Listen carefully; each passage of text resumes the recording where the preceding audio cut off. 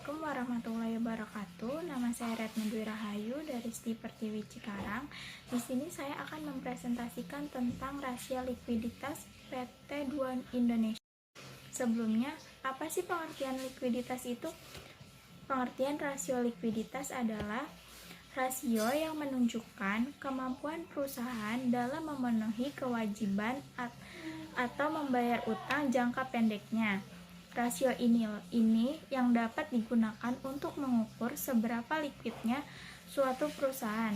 Jika perusahaan mampu memenuhi kewajibannya, berarti perusahaan tersebut likuid. Sedangkan jika perusahaan tidak mampu memenuhi kewajibannya, berarti perusahaan tersebut ilikuid. Di sini ada tujuan dari rasio likuiditas.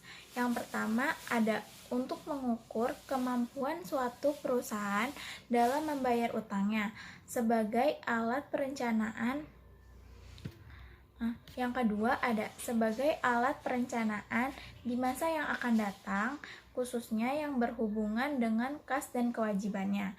Yang ketiga ada sebagai alat untuk menggambarkan kelemahan yang dimiliki oleh perusahaan dari setiap komponen yang terdaftar di dalam aktifat lancar dan kewajiban lancar.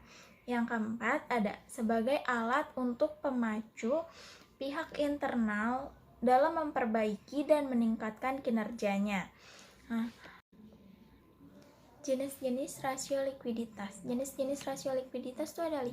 Yang pertama ada rasio lancar, rasio cepat, rasio kas, terus rasio perputaran kas, dan inventory to networking capital. Yang pertama, rasio lancar itu adalah rasio yang membandingkan aset lancar perusahaan dengan kewajiban lancarnya. Sedangkan rasio cepat adalah rasio yang melihat likuiditas perusahaan sangat cepat dengan membandingkan kewajiban utang jangka pendek dengan aktiva lancar perusahaan. Seperti inventory, dia tuh dengan memperhatikan inventorinya, kayak inventory gitu. Terus yang ketiga ada rasio kas. Rasio kas adalah rasio yang membandingkan cash flow dengan tagihan yang harus dibayar. Yang keempat ada rasio perputaran kas. Rasio perputaran kas ini digunakan untuk mengukur efisiensi penggunaan kas perusahaan, ditunjukkan oleh rasio perputaran kas. Yang kelima ada inventory to network capital. Di sini dia itu membandingkan jumlah persediaan dengan modal kerja perusahaan. Cara menghitung rasio lancar atau current ratio. Di sini kita lihat ada laporan neraca dari PT 2 Indonesia. Cara menghitung rasio lancar adalah aktiva lancar dibagi utang lancar atau kewajiban lancar. Di sini kita lihat aktiva lancar yang dimiliki PT 2 Indonesia adalah 1.259.310.902 rupiah. Dibagi dengan atau dibanding dengan utang lancar. Utang lancar yang dimiliki PT 2 Indonesia ada sebesar 81.472.500 rupiah. Dapat kita lihat current ratio yang dimiliki oleh PT 2 Indonesia sebesar 15. Dalam prakteknya seringkali rasio lancar itu dengan standar 200% atau 2:1. Itu udah ukuran yang cukup baik dan memuaskan bagi perusahaan. Berarti kalau rasio lancar yang dimiliki PT 2 Indonesia pada tahun 2021 adalah 15 kali, yang berarti perusahaan mampu membayar kewajiban jangka pendek atau utang lancar pada saat ditagih dengan menggunakan aktiva lancarnya. Cepat. Pada rasio cepat ini kita lihat cara perhitungannya, rumusnya tuh aktiva lancar dikurang persediaan dibagi dengan utang lancar.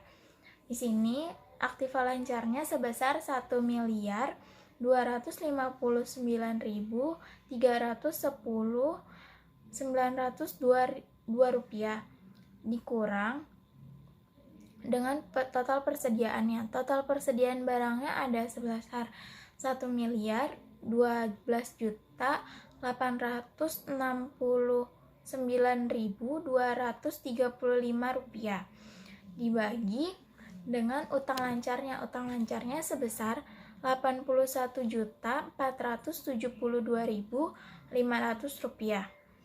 Dapat kita lihat di sini rasio cepatnya sebesar 3, yang berarti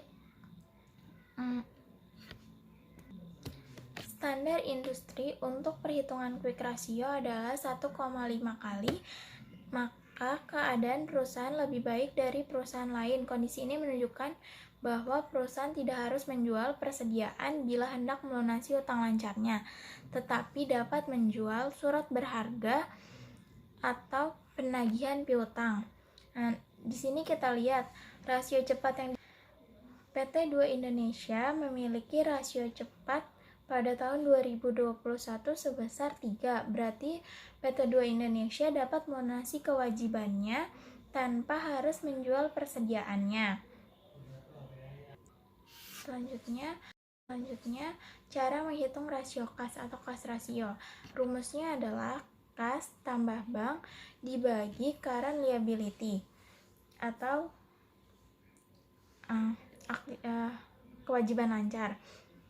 Di sini kita lihat jumlah kas banknya itu sebesar 37.266.666 rupiah dibagi dengan kewajiban lancarnya sebesar 81.472.500 rupiah. Nah, di sini kas rasio yang dimiliki PT 2 Indonesia sebesar 0,46. Biasanya kas rasio ini menunjukkan kemampuan yang sesungguhnya bagi perusahaan untuk membayar utang jangka pendeknya. Standar industri untuk kas rasio adalah 50%. Maka keadaan perusahaan lebih baik dari perusahaan lainnya.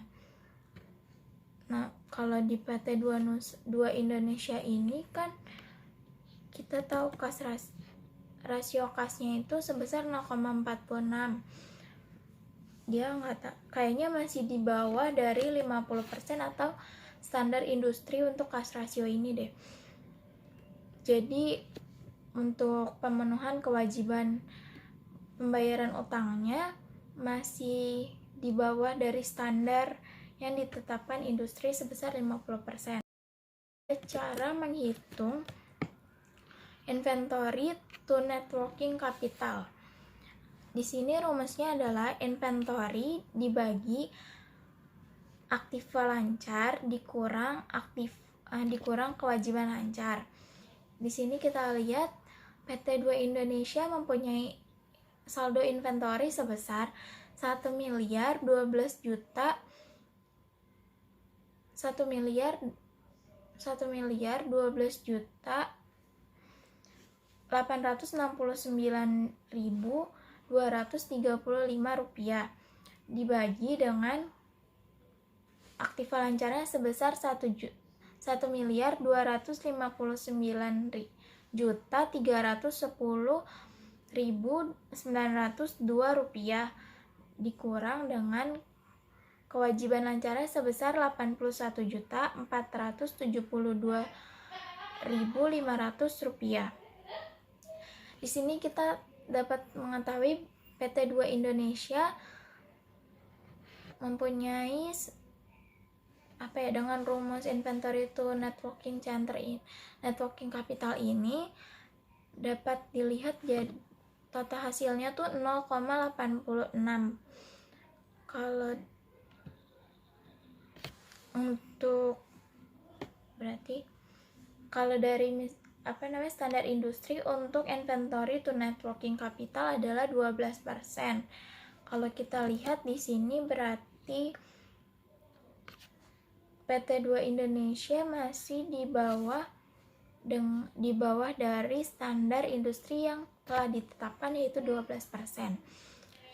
Sekian presentasi saya tentang rasio likuiditas dari PT2 Indonesia. Wassalamualaikum warahmatullahi wabarakatuh.